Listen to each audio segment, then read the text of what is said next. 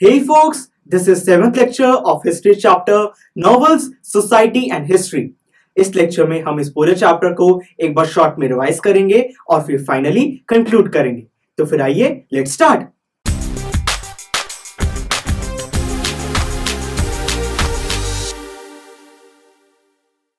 Novels are a popular form of literature. हमने सबसे पहले बात करी थी कि वेस्टर्न नेशंस में नॉवेल्स कैसे राइज हुई। फिर हमने कुछ ऐसे रीजंस पढ़े जिससे हमें पता चला कि नॉवेल्स को लोग इतनी इजीली एक्सेस क्यों कर पा रहे थे। और फ्रेंड्स, आई होप आपको ये याद होगा कि हमने ये भी पढ़ा था कि नॉवेल्स इतनी पॉपुलर एक्चुअली क्यों हो रही थी। फिर हमने अलग अलग राइटर्स की नॉवेल्स को समझा था, जैसे कि चार्ल्स डिकन्स की हमने नॉवेल्स को समझा, हमने थॉमस हार्डी के बारे में पढ़ा और तो और फ्रेंड्स हमने कुछ विमेन नॉवेलिस्ट के बारे में भी पढ़ा था, जैसे कि जेन ऑस्टिन। फिर हमने बात करी थी कि नॉवेल्स का कॉलोनियलिज्म से क्या रिलेशन है, जिसमें हमने रॉबिन्सन क्रूजो जैसी नॉवेल्स के बारे में पढ़ा था। तो गाइस, ये बात हुई वेस्टर्न नेशंस में नॉवेल्स के बारे में। फिर हमने बात करी थी कि इंडिया में नॉवेल्स कैसे इंट्रोड्यूस हुई। इसके लिए हमने श्रीनिवास दास, मुंशी प्रेमचंद और ऐसे बहुत सारे बड़े बड़े राइटर्स की वर्किंग को समझा था। हमने नॉवेल्स के कुछ यूजेस के बारे में भी बात करी थी। क्या आप बता सकते हैं वो कौन से यूजेस थे?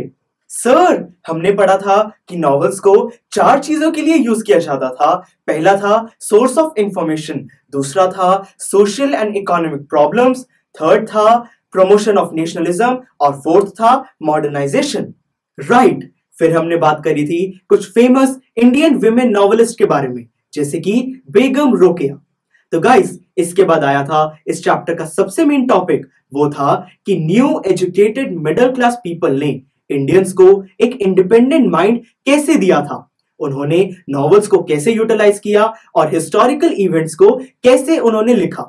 तो गाइस, ओवरऑल हमने वेस्टर्न कंट्रीज और इंडिया के थ्रू इस नॉवेल की हिस्ट्री को समझा।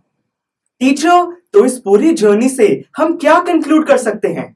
फोक्स, नॉवेल्स की इस पूरी जर्नी से हम कंक्लूड कर सकते हैं कि नॉवेल्स ने सोसाइटी में सेंस ऑफ शेयरिंग को डेवलप किया।